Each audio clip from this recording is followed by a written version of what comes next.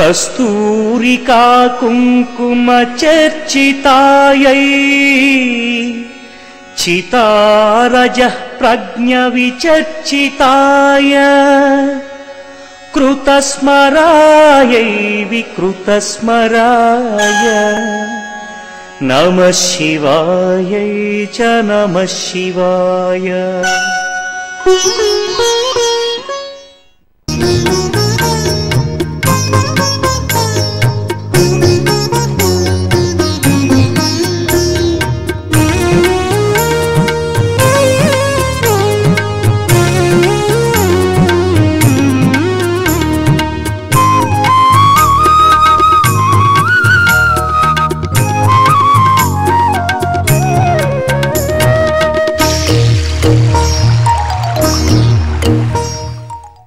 నిత్య గంగా నది ప్రవాహ స్పర్శతో పరమేశ్వర కరుణా కటాక్షంతో భక్త కల్పవృక్షంగా భాసిల్లుతున్న పుణ్యక్షేత్రం ఉత్తర కాశీని దర్శించుకుంటే ఉత్తమ గతులు సంప్రాప్తిస్తాయి. జగదీశ్వర సర్వలోకాయ నమః సర్వేశ్వరాయ నమః.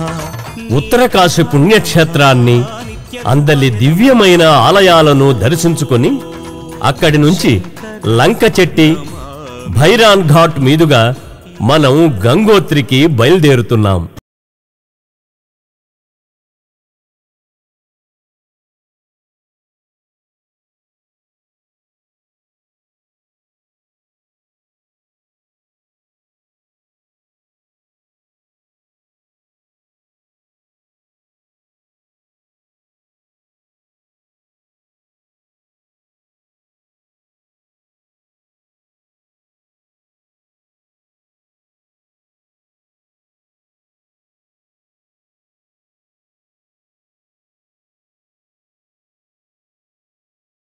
మనకు కనిపిస్తుంది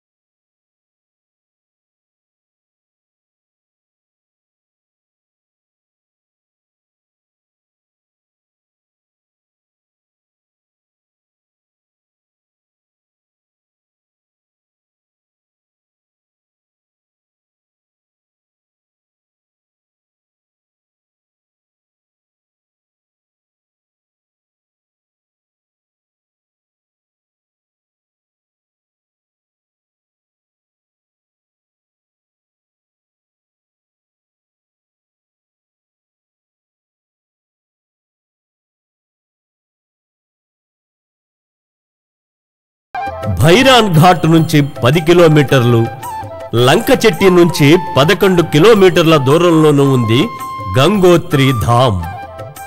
గతంలో యాత్రికులు లంక చెట్టి దగ్గర వాహనాలు దిగి జాహ్నవీ నదిని దాటుకుని భైరాన్ ఘాట్కు, అక్కడి నుంచి గంగోత్రికి చేరుకునేవారు.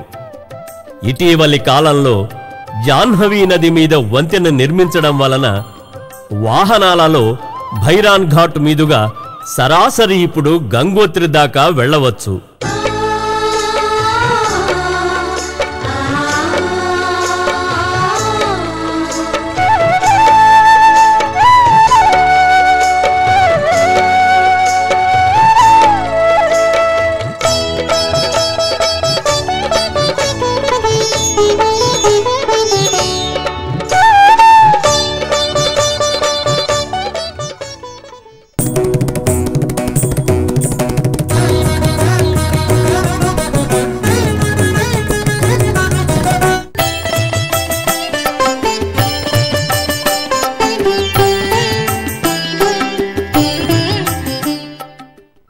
గంగా నదిని భూమికి తీసుకురావడానికి భగీరథుడు కారణం. పూర్వం సగరుడు అనే చక్రవర్తి శత్రు సంహారం తరువాత పాప పరిహారార్థం అశ్వమేధయాగం చేశాడు. దేవేంద్రుడు సగరుని వైభవాన్ని చూసి కించిత్తు భయపడి తన పదవికి పోటీకి రాగలడన్న భీతితో సగరుని యజ్ఞాశ్వాన్ని అపహరించి కపిలముని ఆశ్రమంలో కట్టివేస్తాడు. ఈ విషయం తెలియని సగరుని 60,000 కుమారులు అశ్వరక్షణార్థం వెదుకుతూ పాతాళలోకంలోని కపిల మహాముని ఆశ్రమంలోకి ప్రవేశిస్తారు. తపోదీక్షలో ఉన్న కపిలముని తన తపోభంగానికి కారణమైన సగరపుత్రులను భస్మం చేస్తాడు. 7 తరాల అనంతర కాలంలో సగరుని మనుమడైన భగీరథుడు తన పితరుల ఊర్ధ్వగతుల కోసం తపస్సు చేసి గంగాదేవిని ప్రత్యక్షం చేసుకుంటాడు. గంగను స్వర్గం నుండి భువికి రమ్మని, తన పితరులకు మోక్షాన్ని ప్రసాదించమని వేడుకుంటాడు. అంతట గంగాదేవి తాను విష్ణులోకం నుంచి భూమికి చేరడానికి సిద్ధమే, కాని నా వేగానికి భూమి తట్టుకోలేక కంపించిపోతుంది. తన ఉద్ధృతాన్ని తట్టుకోగల శక్తి ఒక్క కైలాస శిఖరానికి మాత్రమే ఉంది. అందుకు పరమశివుడు సహకరిస్తే తనకు సమ్మతమే అని చెప్పింది.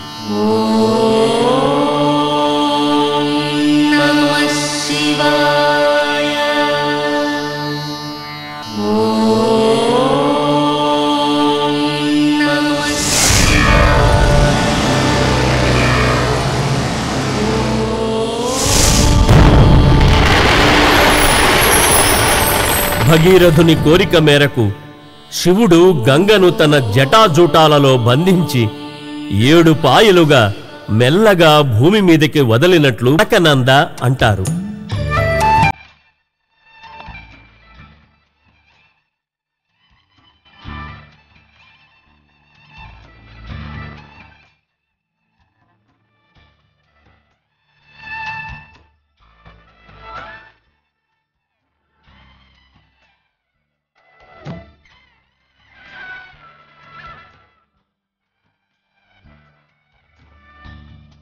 గంగోత్రు నుంచి దేవప్రయాగ దాకా ఉన్న ప్రవాహాన్ని భాగీరథి అని, దేవప్రయాగ చేరే లోపల జాహ్నవి, భిలాంగన, మందాకిని మొదలైన నదులు వచ్చి భాగీరథి నదిలో కలిసిపోతాయి. అలకనంద నది కూడా వచ్చి భాగీరథిలో కలిసిపోతుంది. దేవప్రయాగ తర్వాత ఉన్న ప్రవాహమే గంగా నది అని పిలువబడుతుంది.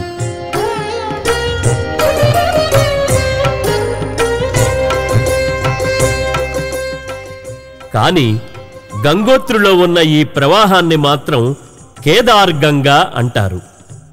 నదీ ప్రవాహం వెంట యాత్రికులు స్నానం చేయటానికి వీలుగా స్నానఘట్టాలు ఉన్నాయి. గంగోత్రి దగ్గర గంగాజలం స్వచ్ఛమైంది, నిర్మలమైంది. నాస్తి గంగా సమోనది అనే సూక్తి అక్షర సత్యం. గంగాయా పరమం నామ పాపారణ్యదవానలః భవవ్యాధిహరా గంగా తస్మాత్ సేవ్యా ప్రయత్నతః. గంగానామ స్మరణం వలన మానవుల పాపాలనే అరణ్యం దహించబడుతుంది. సంసారమనే వ్యాధి నివారింపబడుతుంది. ప్రయత్నించి గంగను సేవించాలి.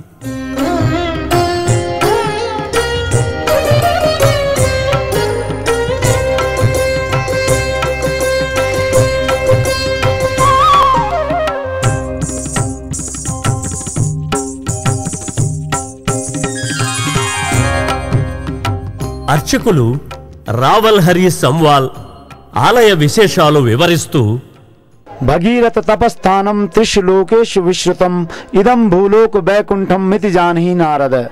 ये साक्षात देवऋषि नारद की उक्तियां हैं कि अगर इस पृथ्वी लोक पर कहीं भी साक्षात स्वर्ग विद्यमान है तो वह स्थान है जहां पर कि राजा भगीरथ ने 5,500 वर्षों तक एक पैर पर खड़े होकर तपस्या की और तदोपरांत भगवती गंगा इस पृथ्वी लोक पे आई। इस स्थान की महत्ता राजा सगर एक प्रतापी राजा हुए, उनके हृदय में विश्व विजेता बनने की चाह हुई। उन्होंने इस परिप्रेक्ष्य में एक अश्वमेघ यज्ञ कंडक्ट किया। अश्वमेघ यज्ञ में एक घोड़ा छोड़ दिया जाता था। वो पृथ्वी के भूभाग पर घूमकर यदि वह सेफली अपने डेस्टिनेशन पर वापस आ जाए तो वह व्यक्ति विश्व विजयी कहलाता था। इस प्रकार जब राजा सगर ने यह प्रयोजन किया, इंद्र जो कि देवताओं के राजा हैं, उनके हृदय में संशय हुआ कि यदि इस व्यक्ति ने पूरा विश्व विजयी कर दिया तो कल के दिन ये मेरी पोजीशन भी अपने आप को ग्रहण करने की कोशिश करेगा। इस संदर्भ में उन्होंने उस घोड़े को एक बूढ़े ऋषि कपिल मुनि जो कि अपनी तपस्या में तल्लीन थे उनके यहाँ बांध दिया। जब वहां से 60,000 पुरखे राजा सगर के गुजरे, उन्होंने देखा कि इस धूर्त ऋषि ने हमारा घोड़ा रोक दिया है, हमारा घोड़ा क्यों बांध दिया है। उन्होंने उसकी तपस्या भंग कर दी। जैसे ही उस ऋषि की तपस्या भंग हुई, उनकी आंखें खुली, जो कुछ भी सम्मुख आया वह भस्म हो गया। अब आप समझ सकते हैं कि इस प्रकार 60,000 डेड बॉडीज एक साथ पड़ी हुई थी, उसका इस संसार से उद्धार करना था। इस संदर्भ में సగర చక్రవర్తి పుత్రుల భస్మరాసుల మీద నుంచి గంగను ప్రవహింపచేయటానికి భగీరథుడు 5,500 సంవత్సరాలు ఒంటికాల మీద తపస్సు చేసి గంగను ఇక్కడ అవతరింపజేశాడు. ఎప్పుడైతే గంగ భూలోకానికి వచ్చిందో, ఎక్కడైతే గంగ నేలను స్పృశించిందో అది స్వర్గమని నారద మహర్షి చెప్పాడు. यहाँ से जो है माँ भगवती गंगा का पृथ्वीलोक पे पदार्पण माना जाता है।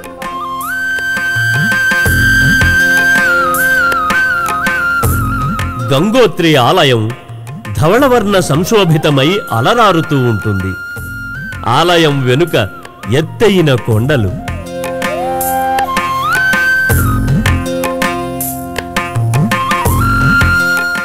దూరంగా రజిత శిఖరాలు,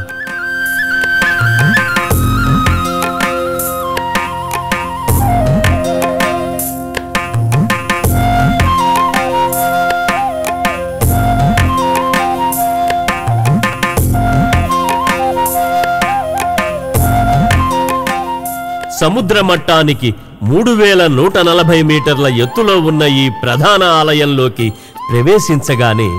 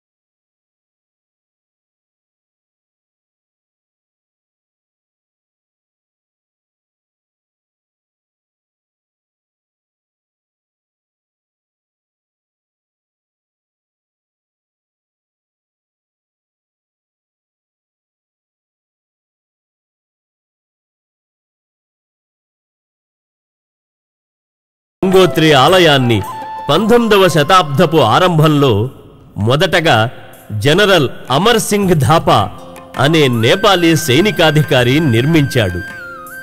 అనంతరం కొంత భాగం దెబ్బతినగా తిరిగి జైపూర్కు చెందిన రాణా వంశస్థులు ప్రస్తుతం ఉన్న ఆలయాన్ని కట్టించారు.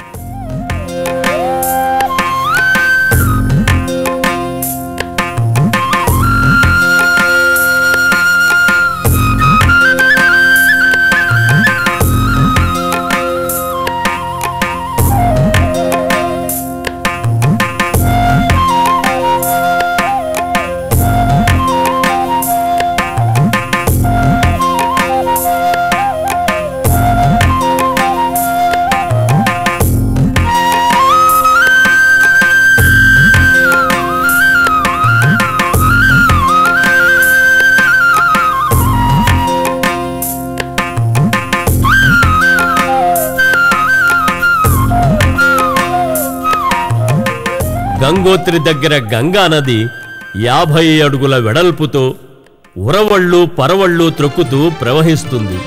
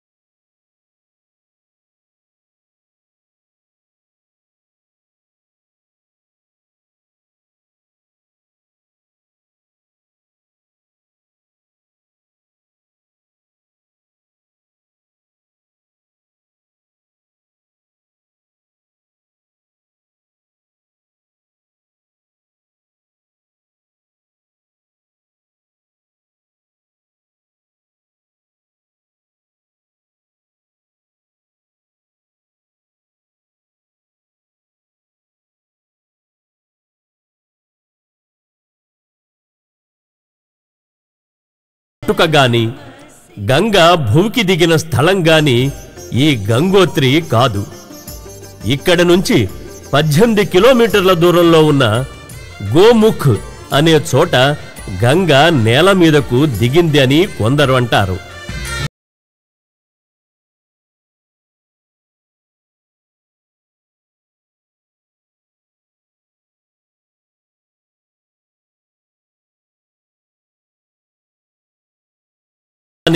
గంగ భూమికి దిగింది ఈ గంగోత్రి దగ్గరే.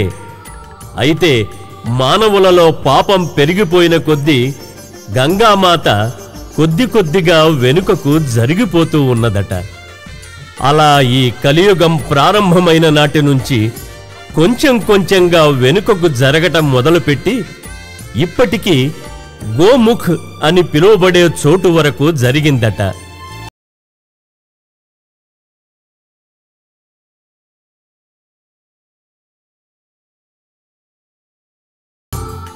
విశాలమైన ప్రాంగణంలో పడమటి కొసన ఈ ఆలయం ఉంది.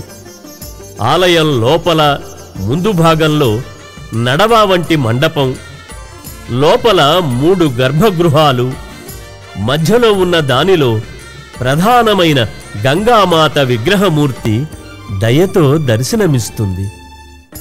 సమస్త మానవులను ఉద్ధరించటానికి అవతరించినట్లుగా గోచరమవుతుంది.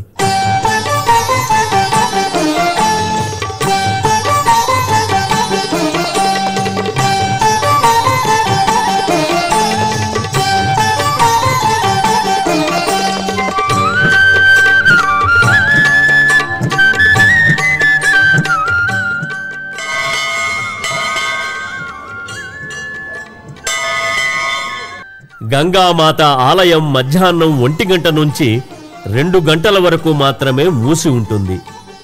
మిగతా సమయాలలో భక్తులు ఎప్పుడైనా దర్శనం చేసుకోవచ్చు.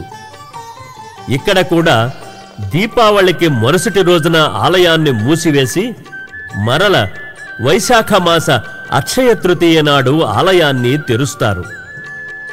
రావల్ హరి సంవాల్ ఆలయ విశేషాలు వివరిస్తూ, आप समस्त देशवासियों को शुभकामनाएं प्रेषित करता हूं और मां से प्रार्थना करता हूं कि आप पर उसकी असीम अनुकंपा बनी रहे। दिव्य वृक्षम बनाक्षानम दिव्य पुष्पम विशोभिताम दिव्य नादेर विहिर गानाम सर्वतो मुखरीकृताम। यह जो गंगोत्री नामक स्थान जिसका संधि विच्छेद है गंगा धन उतरी, जहाँ पे साक्षात गंगा उतरी हो, इसके बारे में स्कंद पुराण में लिखा गया है केदारखंड में कि ये स्थान अलौकिक वृक्षों दिव्य वृक्ष यानी देवदार से आच्छादित है। స్కంద పురాణంలోని కేదార ఖండంలో గంగా మహత్యం అద్భుతంగా వర్ణించబడింది. వృక్ష సంపద, దైవ సంపద ఉన్న ప్రదేశం ఇది. గంగా ఇక్కడ ఉత్తరీగా దిగినది కాబట్టి గంగోత్తరి అనే పేరు వచ్చింది. ఇక్కడ అపూర్వమైన గంగ తులసి ఉంది. ఇది సువాసనలు వెదజల్లుతుంది. గంగా స్నానం, గంగామాత దర్శనం వలన 7 తరాల వారు ధన్యులవుతారు. धन्य हो जाते हैं। इस मंदिर जो कि आपके सम्मुख मंदिर दिखाई दे रहा है, ये माँ पतित पावनी का मूर्ति रूप में यहाँ पर अवतरण माना जाता है। इस टोटल जो गंगोत्री क्षेत्र का एक कंसेप्ट है कि यहाँ पर एक स्टोन है जिसके ऊपर में राजा भगीरथ ने तपस्या की और तब भगवती गंगा यहाँ पर आई। अनादिकाल से ही यहाँ पर हमारे एक एंसेस्टर हुए जिनका नाम किद्दू था, केदार जी, उनकी संतान ने यहाँ पर इस मूर्ति की पूजा करते रहे। वे लोग सभी सेमवाल वंश के हैं जिनका की मूल मुखीमठ मुखवा ग्राम है।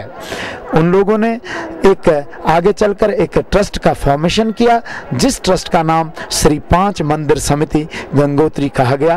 अक्षय तृतीया से और दीपावली पर्यंत यहाँ पर पूजन होता है। भैया दूज के रोज माँ भगवती गंगे की भोग मूर्ति पालकी में चलकर यहाँ से गाजे बाजे के साथ हम लोग मुखीमठ के लिए प्रस्थान करते हैं, जो कि माँ भगवती गंगे का शीतकालीन निवास है तथा वहाँ पर पूजा अर्चना तथा दर्शनार्थियों के लिए हमेशा दर्शन खुले रहते हैं। पुनः जब अक्षय तृतीया का आगमन अगले वर्ष होता है तो वापसी माँ भगवती गंगे के कपाट खुल जाते हैं। मुखी मठ से डोली चलती है और वो देवी मंदिर और भैरव घाटी होते हुए गंगोत्री धाम में गंगा सहस्त्र नाम वेद मंत्रोच्चार के साथ कपाट को खोल दिया जाता है। माँ भगवती गंगे का निर्वाण दर्शन वो गंगा सप्तमी पर्यंत रहता है और उसके बाद जो है माँ भगवती गंगे का श्रृंगार हो जाता है। यहाँ पर कोई भी आने वाले तीर्थयात्री एटलीस्ट 7 से 8 हजार तीर्थयात्री एक रात्रि में निवास कर सकते हैं और यहाँ पर आश्रम है, होटल हैं जैसे कीर्तिलोक और चंद्रलोक और इस प्रकार के कई ईशावास्यम आश्रम आदि यहाँ पर जो है मुख्य हैं। किसी प्रकार से यात्रियों को कोई असुविधा नहीं रहती है।